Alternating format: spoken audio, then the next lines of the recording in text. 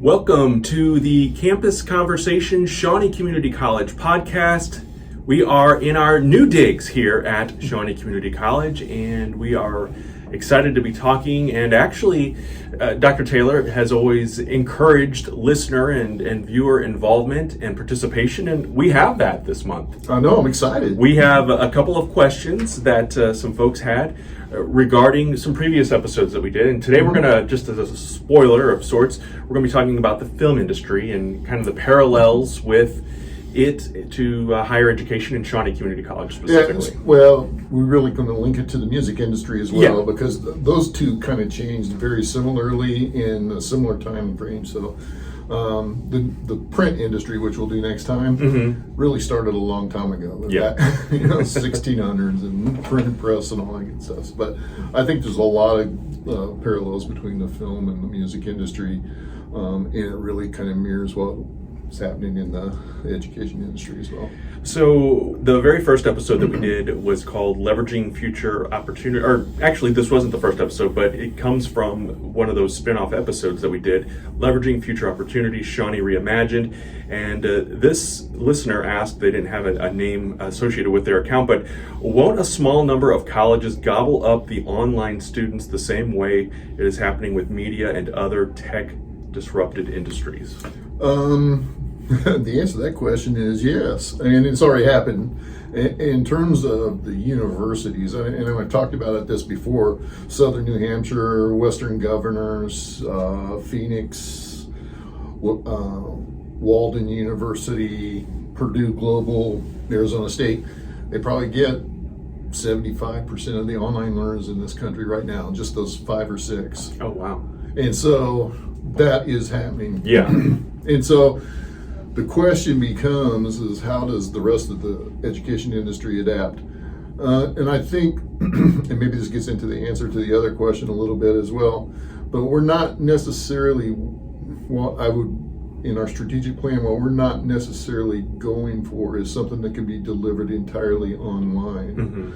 We want to take advantage of the technology, but also give people the chance who live locally the opportunity to engage in learning on their own time in their own ways. And so I think, we're seeing some shifts also in the online learning market.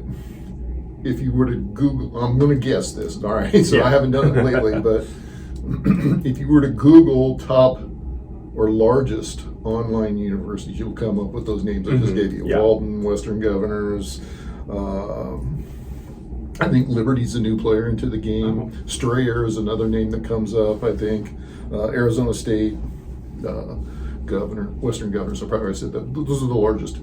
If you were to actually change your Google search just slightly and ask about online learners, what are the top online learning providers, you're going to get new names that you've never heard of.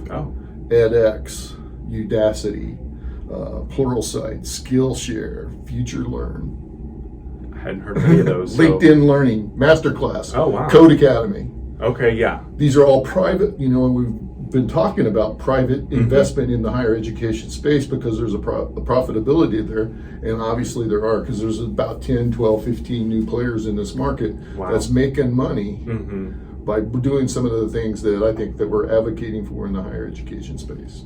Awesome. Well, this next question comes from someone called The Hook.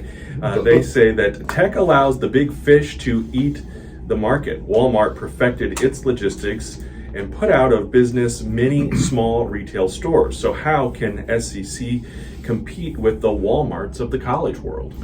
Well, if you're looking at trying to compete with Western Governors and Arizona State, we're just not going to. I mean, as simple as that. But I think what we have to look at is mirror what works well and then apply that at the local level and use the technologies there to enhance what we do. And we can provide a much more focused face-to-face customer experience, but in a way in which learners can really access this content 24/7, 365. So that's going to take a lot of creativity. But I think that's how we do this, and that's what really kind of what our strategic plan is aimed at, is trying to get us into that space. We're going to have to practice. If you go back to the conversation we had in the very first podcast, how higher education transforms, we've got to identify where we're at in that change continuum somewhere, right?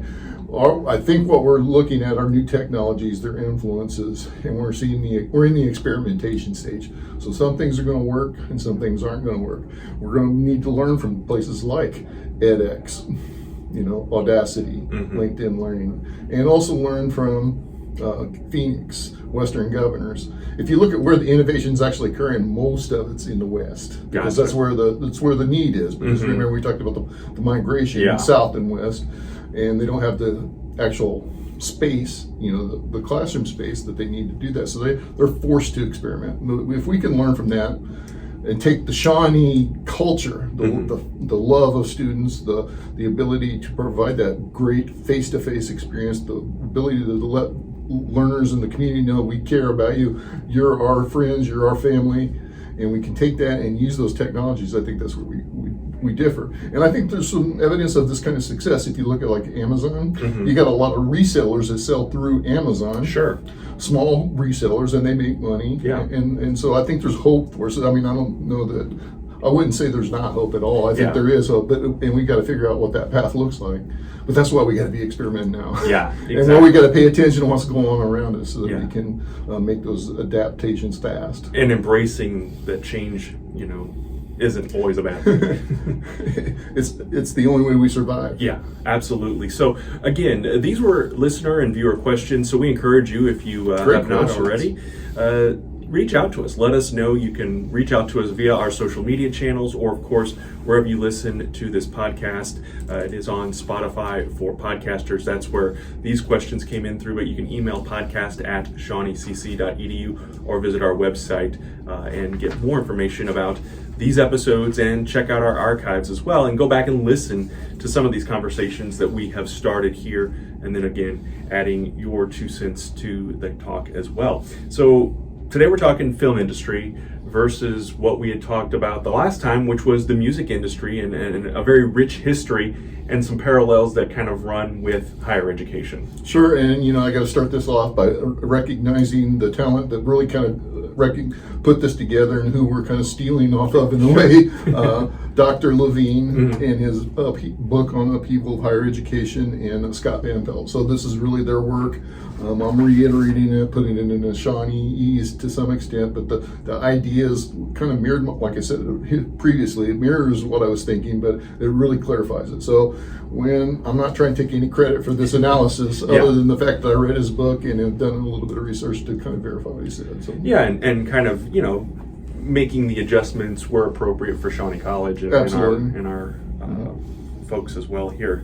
So get us started and talk to us about the film. I think last time we talked about the music industry, we talked about how the music industry kind of evolved during the second industrial revolution, and the music and the film industry is no different.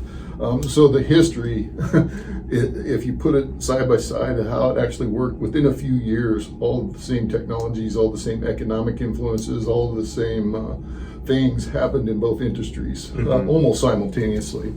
So, I mean, if you think about the first, you see these pictures, and when the first movie camera was developed, is developed in by Edison in 1890s. I don't remember the date, but Edison had a monopoly. I mean, he was a smart guy. He invented the light bulb, right? he did everything he could to monopolize that industry. He patented everything, the movie itself, the filming equipment, very wise, the distribution equipment, and the venues. He owned it all. He controlled the whole thing, right? And so, as you might imagine, over the course of time, people started having some legal battles, Yes.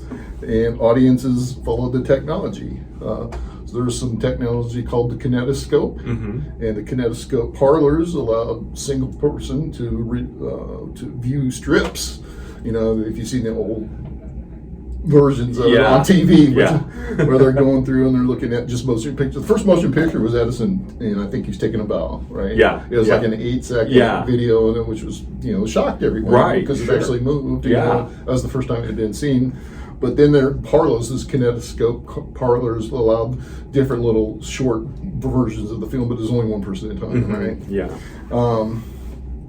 These were found mostly, I think, back in the time at carnivals. You see them at carnivals, circuses, the rise of vaudeville. Yes. And there was some in the storefronts. A lot of storefronts attract customers, and they'd have these little kinetoscope things where you come in, look at them, and then, hey, let's go shop at the Five and Dime or Ben Franklin or whatever. Yeah. And so those were kind of the first. In France, at about the same time, the Lumiere brothers began projecting pictures, though, on a screen. And so they had a device called I can't say it very easily, cinematograph. Yeah, I think that's right. Which enabled people to watch the same film at the same time, right? Mm-hmm. And so that's when mass viewership started to become the norm. Now you just have to sit in the corner and look at this little strip. You can see it with you and me sitting there watching the screen. Yeah. So by 1905, though, just 10 years later, maybe 15, a permanent motion picture studio called Nickelodeon came open and opened its doors in Pittsburgh. Okay. I thought at first it was in New Jersey, but it was actually Pittsburgh. It was. When I looked it realize up, it was Pittsburgh. and they started offering 30-minute films, roughly, short films. And they also tried to change those films up weekly. So that's why Nickelodeon became popular, new pictures. And at that's the point in which you started to see all Americans fall in love with the movie industry. Okay. So back at around 1905. Wow. So I think that was pretty cool. But over that time, it was advances in technology, from the original scope to the kinetoscope to now we're starting to get into some different types of technology that allowed film's duration to be longer. So it went from 8 seconds to a couple minutes to now 30 minutes, and then a little bit longer. And so the technology provided the opportunity to create movies of greater length. And of course, people's attention spans at that time were very focused. And with the ability to make the films longer, you could tell more complex stories. And the more complex stories, the more captivated the audience became and the more they fell in love with the industry. And so Edison's first film studio, guess where that was? Pittsburgh? No, it was in New Jersey. Oh, okay. I gave you a hint. I should have, yes. But it was called, I want to say Black Mafia, but no, I think it was Black Maria, actually. Okay. It might be Mafia, I can't remember. As you might imagine, New Jersey's not the most hospitable weather. Yeah. And so the filming of movies year-round became a problem. Okay. Right? And so there was some geography involved. And so at that point, there were about 30 different studios. And most of them, or about 15 of them, moved to South Florida. Edison was one of them. The others all moved to California. Southern California, where the filming conditions were much better than New Jersey and New York. Definitely. So by 1910, there were approximately 6,000 film studios, believe it or not. Wow. And all were suing each other over the content, the technology, and distribution. Wow. So, 1910, so basically 20 years after the inception of the genre of film, you got 6,000 entrants into the market, all vying for consumer loyalty. So, in an attempt to bring order to the chaos, there's a group that got together and they formed the Motion Picture Patents Company. And that was created to set quotas on the number of films, the lengths each studio could produce. And initially, of the 6,000, 4,000 signed on. Oh, wow. So they were trying to kind of manipulate the market, right? Sure. They control the market. The other 2,000, guess what they did? Sued, right? And they won an antitrust suit in 1912. So, as you can imagine, once that smoke cleared, it was in the early 20s, basically 5 wealthy film companies emerged. 20th Century Fox, we've all heard of, MGM, Paramount, Warner Brothers, and what was known as Radio Keith Orpheum, but we know it as RKO. I knew RKO. I did not know what it stood for, though. That's interesting. See, a little bit of research can do little wonders. Yes. So RKO, those were the 5 majors. There were also 3 minor, well, they were called minors, but I think they were actually referred to as the Little 3. And that was Columbia, Columbia Pictures, United Artists, and Universal. Oh, okay. So all those names you still know today, right? Yeah, absolutely. So these 8 controlled the production, distribution. They owned the theaters. They owned the talent. Yeah, I can remember hearing the stories of how, when you were locked in, you were kind of X amount of pictures and you couldn't go and fraternize with the other studios or anything like that. So 8 studios owned the actors, the directors, wow, the writers, basically every person in front and behind the camera. So they controlled it all. Yeah. The majors owned the theater chains, right? So where they were playing. So they had firm control over everything, something the music industry really never had. Right. But, so the film industry had a major stranglehold on everything. The majors controlled 17% of the movie theaters that were attended by 45%. So the majors, the 5 majors, owned 45% of the viewership. Wow.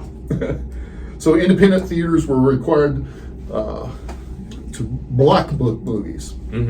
So what that meant is when you blocked book a movie is you had to rent large packages of films for the entire year. You had to show 2 a week or 104 a year, right? And the list they bought considered were made up of what they called A-list movies, major motion pictures, and B-list. That's where the B-list idea came up. But they had to do it sight unseen. So if you owned a theater, they say, Kevin, if you want to do business, you're going to have to buy 104 movies from us. And of those 104 movies, we're going to give you 40 A-list movies, and you're going to show these B-list movies too. And you had to do it. So you didn't have a choice as a business owner. Wow. It's what you did if you wanted to make money. Yeah. Right? So what this did, though, for the film industry is it created guaranteed profit for their B-list movies because people were coming to the theaters. They didn't have anywhere else to go, right, at the time.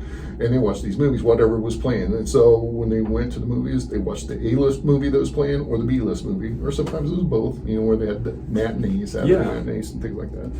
But by doing that, it really reduced the financial risk for the movie industry, the owners, so the majors and the 3 little ones as well. So these majors became powerful. And sometimes they'd make in fact, the majors made the public wait for years to integrate talkies.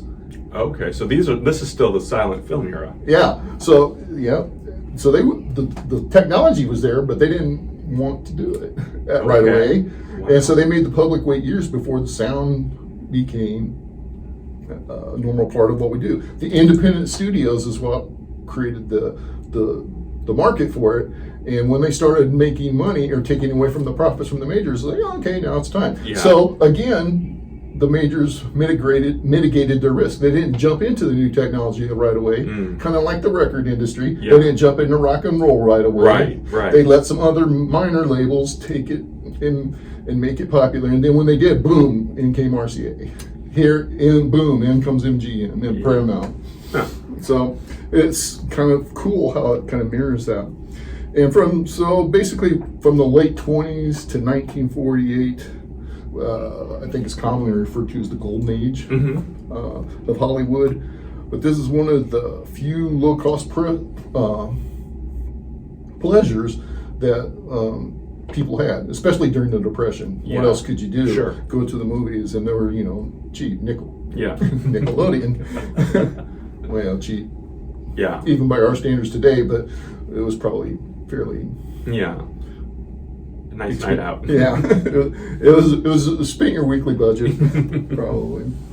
But in 1948, guess what happened? Another lawsuit, right? Antitrust case. Yes. Guess who brought this one? Any thoughts? 48, roughly. It'll make sense to you when I know. As soon as you say it, it's going to make sense. I don't know. Walt Disney. Of course, of course. Okay, this is funny though. Walt Disney brought the suit, and so that they were really looking for the majors to give up ownership of the theaters. Okay. So they were trying to break up that solid monopoly they had from creation, distribution to. They wanted to get into the theater piece, and so the court blocked these practices. The court also ruled on block booking, said that was antitrust as well, so they couldn't do that practice anymore. And blind bidding, which was also a practice that I didn't talk much about, but that was also part of that antitrust suit. So the consequence of this ruling was pretty dramatic, though, because studio profits were reduced. Now they couldn't do the B-list guaranteed profit, right? They couldn't force a studio to play their movies, and so studios became more free to go out and work with other movie providers to provide different kinds of movies for their audiences, and so they were no longer owned by Paramount, AMG, and so on. So they could do those things. So the profits for studios started to be reduced. Guaranteed profit for B-list was not there anymore. So now they had to think twice when they were trying to innovate. Yeah. Right. It became much more riskier, and so a lot of these. The little three, and some of the up-and-coming companies now became more powerful and popular. Theater chains also have a stronger bargaining position. No longer, I've got an audience of, 1,000 or 2,000 or 10,000. You're going to give me better prices than that theater down the street that only has an audience of 500. Right? And so they then became more. In a more competitive bargaining position which means the prices probably went a little bit more to the studio. But the other thing that happened is the actors and the studio professionals, which were previously owned by the studio, now could create their own content. Okay. And so that was also a big part of that. So independent production companies started really popping up again.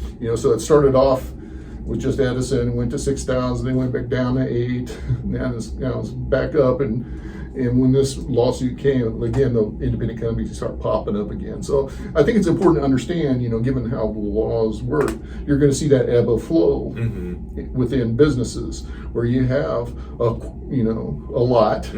Something's going to happen that triggers it, probably technology or some sort of a antitrust suit, and then it's going to back up, and that's what we've seen we're seeing, and I'll get to it in a minute, in the film industry today. Yeah. So you get through 48, and then in the 50s, guess what happened? TV, yeah. The Ed Sullivan Show, right? Yes. So television revolutionized the home entertainment piece, just as radio did for music industry. As with radio, initially, the content was free. Right? Whatever you tuned into. The initial problems, I guess, were the same for both the music and the film industry. Still a high cost per unit. It was low quality. TVs were high cost at the time, low quality. The technology was kind of finicky. You had to adjust the rabbit ears and maybe hold your arm up. And for certain and there was not a lot of programming to begin with. Right. But, however, adoption went pretty quick in the 50s, because people didn't have to go to the theaters. You could watch it at home. Yeah. And get some, I think the news was really huge. Being able to see the news and weather and things like that. And so that created a higher demand for the technology. Higher demand for the technology meant more profitability for the places like Zenith and RCA that built TVs and things like that. So they started building them better and cheaper, and then it became more widely adopted. Yeah. And so I think by 1955, my notes say that it went from about 5 million in the 50s to 31 million viewers. Oh, wow. In just 5 short years. And so that's how quickly the technology adapted. Yeah. So the 50s were, for the film industry, was a time of experimentation, the negotiation, trial and error. They initially saw the television industry as a threat because they were bringing the content. But at some point there was a recognition that we could use the TV industry for good, and so then these companies started working with the TV to provide content. So you start to see shows like the Lucy Show and Gunsmoke, and a lot of the pre-60s types of series. And so the idea of creating content for TV is something that was embraced by the film industry, where the music industry didn't do that right away. And so I think there was a little bit of a difference there, but so really, in a sense, the TV industry became a partner with the film industry. Okay. Whereas in the music industry, radio wasn't seen as a real partner until near the end. Yeah. And so this new normal within the film industry lasted till about 1975. But guess what happened? 75. Now I know you're old enough for this. Yeah. I don't know. All right, so what we've learned historically, right, is there's some sort of influence from either technology, geography, or legal. This one happened to be technology. New technology in 1975 was Betamax. Okay, yes, of course. So the first video cassette recorder came out, and obviously, if you look over to the music industry, they had the 8-track in 75, and the cassette came out a little bit later. So the prospect of recordable media now in the film industry provided a change, an impetus to change. And of course, litigation. Yeah, started. You can't move forward without that. But guess who brought it? Oh, it's got to be the industry, the Disney. Disney brought it again. Disney again. Now they were on the side of. Okay. So Disney brought, and Universal claimed that the recording device could only be used to infringe on their rights. And of course, the Supreme Court disagreed with that and said that there was fair use involved in that. So by 1984, when the Supreme Court, because you got all these all the lower levels of courts, federal courts, appeals courts, and so on. By the time the Supreme Court weighed in on in '84, the technology had already evolved. Beta was gone, VHS was in. We were starting to see the implementation of video disc at that time, and so the second generation of video recorders was much better, and they were done much cheaper. The reason Betamax, in my opinion, in many people's opinion, was a superior technology. But it was expensive. Right. VHS made it cheap. And widely available, and became the standard because of that. So that's a lesson to be learned. If you can do it, if you can give the consumers what they want in a cost-effective manner, then they're going to, even if there's a better way to do it, they're going to go to the cost-effective manner as long as it accomplishes their goals, right? And I can tell you from the TV side of things in the news industry, when I first got in, they like to do a lot of the recordings on beta versus, we call them super VHS at the first place that I worked. But yeah, the Betamax was definitely better quality, but like you said, much cheaper for the VHS to roll into place. The subtlety in this, which is often missed, is, and I'm going to point it out because it's important, when the video cassette came out, the DVD, the recordable media, that shifted control of the content to the consumer. No longer did the movie industry have ability to dictate when the consumer looked at it. The consumer now has control. That control is what the consumers want. They want to be able to choose. And so that's important for us to learn from. We all have to have our content in a way where, people can choose. And the more businesses that are able to do that and provide that content in a way that people can choose, obviously that's going to make the other companies obsolete. So absolutely.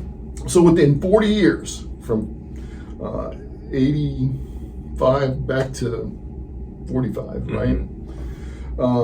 Control moved from the studios to the theaters, from the theaters to the television, and from the television to the consumers. 40 years. 40 years. And that's a scale with analog technology. Yeah. Right? And so I think that's something that we should be aware of as well. So then, with these video cassette recorders, it created the opportunity for new businesses to merge. This was kind of an adaptation. So we're looking at it, and some of these adaptations were pretty lucrative. VCR, DVD rental, right? Sure. In 1990, home video generated more revenue than the movies did. Okay. Right? So renting stuff Yeah. and watching it at home Yeah. was more profitable and larger than going to the movies in 1990. Video rental stores emerged. I think Blockbuster Video is the one we all remember. Sure. They were launched in 85. Okay. At its peak in 2002, it had nearly 10,000 storefronts. Wow. And is valued financially at about $5 billion. They're bankrupt 10 years later. Yeah. It's crazy.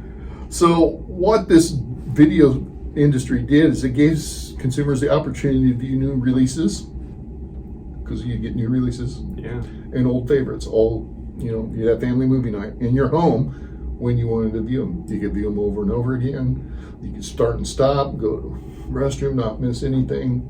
You could go get a beverage, whatever, and you had control. Consumers had control. The rental concept also gave rise to some new revenue streams. At first, Blockbuster made a bunch of money off late fees, right? Oh, yeah. I mean, $800 million in 2000 alone. Wow. Late fees. 16% of their gross revenues, late fees. That's wow. Now here's the thing though about late fees. Did you like to pay a late fee? No, of course not. I didn't either. And I worked actually in Stars and Stripes video in Carbondale one summer because I needed the money. Yeah, sure. And I would get in arguments with people about late fees all the time, and a lot of times, we just ended up waiving them. But consumers didn't like late fees. Yeah. They wanted the technology, but they didn't want to pay late fees. So Netflix initially entered the market. What was their spiel? You can rent any DVD, we'll mail it to you, and you mail it back to us whenever you're done. No late fees, right? Yeah, it's such an interesting concept. And so that was Netflix's initial entry into the market. Yeah. I would say that if they didn't adapt their business model, they would have been gone. Oh, yeah. Incidentally, I read something back in that time frame. I can't remember exactly when it was, but there was a time when the CEO of Blockbuster, his name was John Anticoco or something like that, he had the opportunity to buy Netflix for $50 million. Not billion, $50 million. And he passed. And you know why he passed? He said the model's not significantly different. Other than the late fees, which we're making 16% on our money, it's no different. Yeah. They're just, sending out movies. So he passed on it. Big mistake. Big mistake. Couldn't see the future, right? No. So digital disruption happened then in 2007, and Netflix transformed their business model, started using streaming, streaming services. Just a few short years right after the music industry. And the reason they didn't probably jump in at the time of the music industry is the bandwidth at the home wasn't enough, because you had the dial-up modems, they were too slow for streaming. And then, digital infrastructure wasn't in place within the homes and then within the city structure where that could flourish. But it was by 2007, it was. And at that time, less than half the households had broadband connections. But once high-speed internet access started to boom, the barrier that kept Netflix from totally displacing Blockbuster was removed, and Blockbuster didn't last but a couple of years after that. Yeah. So, again, Blockbuster failed to realize the consumer desires of wanting streaming 24/7, 365 in a model that is affordable and didn't include things that they didn't like. And didn't use the new technology. They were storefront heavy. They were infrastructure heavy. And that they didn't have the same infrastructure limitations Netflix didn't have the same infrastructure limitations that Blockbuster had, so their profits were hugely different. Mm-hmm. And so the investors all migrated towards the Netflix model and left Blockbuster broke and out of business. Wow. You know, in 2020, Netflix had over 100 million subscribers and earned over 5.4 billion. I think if you look today, they're about the same subscribers, maybe a little less. Their profits are a lot different because guess what Netflix did? I know they're starting to produce their own content as Exactly. well. Now they're kind of going back to the old way of doing business. Now they're trying to create their own content. Now, what made Netflix different than Blockbuster is Blockbuster was only given movies that the movie industry produced, but now Netflix is producing their own. They started having things like what was the most recent? Well, they've had Stranger Things. That was the one I was thinking of. Stranger Things, and what was the one with Kevin Spacey and House of Cards? Game of Thrones. Or no, House of Cards, the Kingdom of God, things like that. The Viking Kingdom. I mean, they've got several different series that they're creating that's unique to Netflix, and so they're giving consumers a different experience. Yeah, and so they're creating different models of learning. So. But as you might imagine, the tension now between Hollywood and streaming services are starting to be reminiscent of the film industry in the 50s. The difference, I think, is the 50s, the film industry had a path forward. They couldn't control the distribution, but at least they could control the content. Mm-hmm. Now they can't control the distribution, and there's a threat to their content. You're starting to see. You know, if you look closely at a lot of the movies that come out, there's a lot of stars that are producers, executive producers, directors. Yeah. They're starting to get in and build their own movies and content. And so that's taken away from MGM, Paramount, and so things like that. So today, though, Netflix isn't the only streaming business. Right. And they're not the only one producing content. Hollywood, though, continues to play it safe. They're doing superhero movies, sequels, and reboots. Yeah. Netflix is doing things like House of Cards and Stranger Things. Traditional Hollywood studios consider a number of factors before they release a movie: mass appeal, box office revenues, etc., because they are infrastructure heavy. Netflix, they don't care. If House of Cards fails, small investment. The next one was going to hit. Yeah. So they're more agile. They're providing services that consumers want. Sometimes they don't want them. You get hooked into a series of Netflix, you don't see a second season, and then stream. Yeah. But there are other providers. I mean, Amazon got into the business because they saw the profit. Yeah. You see Hulu slaying services now. Was it Fubo? Fubo, yeah. Philo, Disney Plus. Yeah. They're all streaming.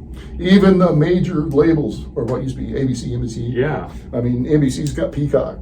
I think it's Peacock. It is, yep. And Paramount Plus is CBS. Yep. ABC hasn't come up with something creative yet. I'm surprised by that. I know they probably piggyback some of it with Disney Plus, but I'm surprised they haven't developed. I'm sure they'll come up with something, especially with the way football's going to morph into two powerful conferences. Yeah. And then you got Roku devices, Fire devices, Apple Plus. This streaming models. You're starting to see a proliferation of new innovation within it, and some of these are going to come up with something new. It's going to shift the industry again. So, in summary, I think you can see a lot of parallels between the music industry and the film industry. Absolutely. The shift in control, especially the shift from the studio to the consumer. I think that's really important. And once the consumer's got access to 24/7, 365, that model rules. Yeah. It's always going to. Yeah. In a free market. Well, and you put it in their hands like that, and like you said, they are in control, and so they've been able to do that with their music. They've been able to do that with the TV and the movies that they watch. So it only makes sense that other industries are going to be impacted by this, like the education industry. I think some of the mass appeal of Netflix, Hulu, others, is they have this wide library of content. You can get almost any movie you want available to you 24/7, 365. That big library of content is what we think we need to be doing, or what I think we need to be doing as an education industry. We need to be creating a wide variety of content that people can choose when they want it and how they want to access it. That's kind of why our strategic plan is wrote the way it is so we can experiment and try to find that magic way to create that content. Has anyone done that yet? I think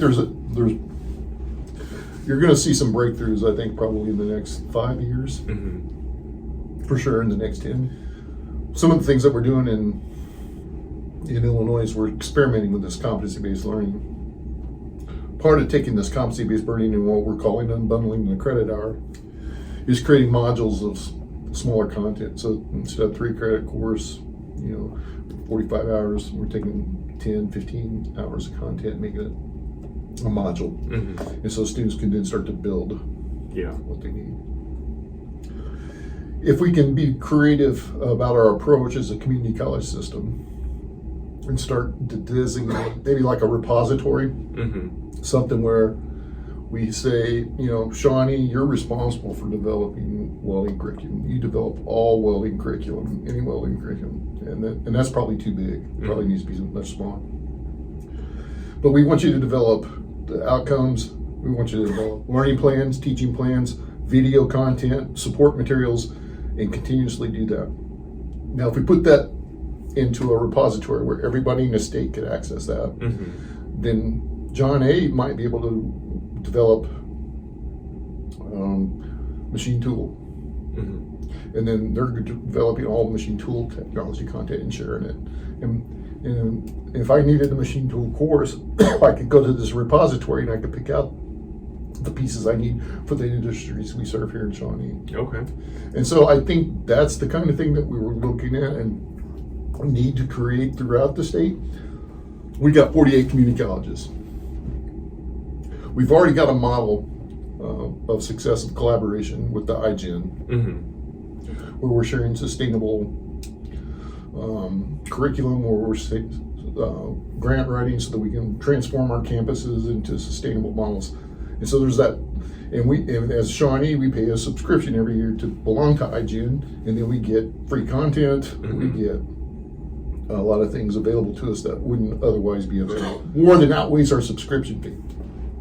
If we could do the same kind of thing with curriculum, and we could create a universe of all curriculum for all degrees that we have within the state that would apply to a job, and I could log into this repository, and if I needed some battery technology training for the EI down there, I only probably need a couple of modules. I could just download it and then implement it. That's kind of like the 24/7, 365 access, and I didn't have to create it. I didn't have to spend $20,000, $100,000 to create it. It's already there. And if Kyle develops some underwater welding pieces, if somebody up in Peoria decides they want to do something because they're working on a barge in the lake, they download what Kyle's created and create it specifically for them. So that gives us a lot of flexibility. If we can do that, it's kind of like that Amazon model right now, where we got a bunch of little resellers providing content through a larger business. You mentioned Illinois and the 48 community colleges here. Is this going to be an initiative that some state or some collaborative is going to have to take the lead on, and then others around the country are going to pick up on it, or is this? I think so. I mean, I think that's how the innovation will happen. It'll be a model. It may be a business model, though. That's what I'm afraid of. If like edX or Audacity or even Common Learning decide to get together and form this consortium. Right now, it seems like they can do it better than we can. The Code Academy stuff's really good. And so, if the higher ed can get there, I think we would be better because our teachers know how to create instructional outcomes, or know how to create instructional courses. They know the theory behind learning so that it's good. If we can get there, then you might see some collaboration, and that's probably most likely between like a state system and a private entity. As these changes get implemented and start going into place, what do parents and students and future students and even our faculty and staff here now, what should they be aware of? What should they be looking out for, and what do they need to know? Well, I think that the answer kind of differs depending on the audience and so forth. But I think it starts with us here at the college. And I think our major challenge right now is to recognize that we've had past successes with the model of delivery that we've had, the face-to-face model. But looking at the demographics of the late millennials and their Generation Z students and just general consumer behavior, we have to kind of recognize the fact that maybe this model of learning isn't going to work for everybody. And the evidence supporting that is the rise of these learning online providers that are not education related, right? The edX, the Audacities, the Khan Academy, I mean, LinkedIn Learning, they're all making money for this. and they're making money because people are taking these courses. Code Academy, it's another one. And we talked a lot about jobs in previous podcasts, the evolution of the workplace and how technology is displacing different types of workers. Yeah. And the need to retool and reskill as new technologies enter the workplace, like AI, VR. And so I think our employees have to understand that the golden age of education may be about to change. And if we're not ready to adapt, then I don't know where we end up. Yeah. I can speculate, but I think we need to be ready to adapt. So we need to embrace where we are within the change hierarchy or that change curve, meaning that we have to experiment. We have to try new things. We have to learn from what works and what doesn't, but we can't run from the technology. Yeah. Now, when we do that, that means we're going to have to come up with different policies, different ideas, different ways to work, different ways to interact with the community and the students. And that's important. We need to do that. Right now, having students come to us and tell us what they want to take, maybe, and then they change a couple days later, or the next semester later, they didn't like this. That's a waste of the students' energy, effort, and money. So we need to be able to figure out a way to engage with the students, provide them with opportunities to explore and make choices that doesn't necessarily cost them 2 years or $2,000 or $500 or whatever it is. So we got to do that, and we got to experiment. If you're the community, you want to. I hope you can look at this vision and embrace it and help us. Yeah. We need the community's help. Tell us what you like about it, what you don't. Be patient with us as we learn. We're going to try some things that's not going to work well. It's not that we don't love you anymore. It's just that we're trying to adapt to your needs and help us. These things work for us. These things didn't. One of the things that we're going to do in a couple of weeks is we're going out to the community and we're going to ask, what do you want from us? Yeah. What do you want from us in terms of facilities? What do you want from us in terms of programming? So we really do care about what the community says, but we're not probably going to hit the mark exactly right the first time. We're going to learn, and we're going to see what Johnny's doing, SIC's doing. They're probably going to be doing some good, cool stuff too. Up the road in Joliet, and in Peoria, ICC. I mean, they're all going to be doing some things that's going to work, and we're going to say, hey, how can we adapt that model here? Does that work for our population? So for the community, be patient, help us work. If you're an employer, that's the people that we're trying to really serve as well. Yeah. In many ways, and this isn't going to be popular, the employers are our primary customer. Students are a product to them. Yeah. Right? Makes sense.